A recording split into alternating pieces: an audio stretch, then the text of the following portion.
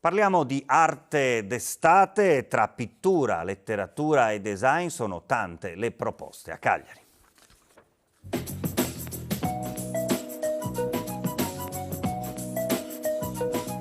Movimenti morbidi, colori soffici, volti lievi, tanto quanto furono duri, aspri, tesi, gli anni in cui Gio Ponti realizzò questi vasi, coppe, piastrelle e oggetti decorativi per la manifattura di Richard Ginori. Tra il principio degli anni '20 e l'inizio del decennio successivo, Ponti, uno dei più eminenti architetti del secolo scorso, decorò porcellane, ceramiche, maioliche, vinse l'Esposizione internazionale di Parigi del 1925. Stili, motivi, illusioni dell'Europa tra i due mattatoi mondiali, nelle iperboli degli abiti, nell'ardimento dei corpi, nella simbologia dei visi.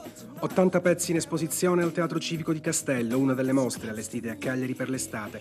Mostre che parlano di Novecento, di colori e metamorfosi artistiche, come la collezione Grieco, esposta alla Galleria Comunale, De Chirico, Morandi, Pellizza da Volpedo, Rosai, Carrafa, Attori, Lega. I colori rivolti verso l'interno per misurare e descrivere le rifrazioni del vero, del reale sull'anima, dare corporeità e materia alle impressioni.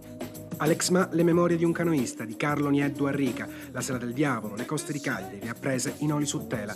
Un'altra tela, grandiosa, mobile, il Mediterraneo, su cui Emilio Salgari ha immaginato la mattanza, le scorrerie dei pirati barbareschi, gli intrecci avventurosi di un talento visionario. A Lazzaretto, una mostra dedicata al racconto La pesca dei tonni e al romanzo Le pantere di Algeri, l'uno e l'altro attecchiti nella Sardegna che Salgari non vide mai.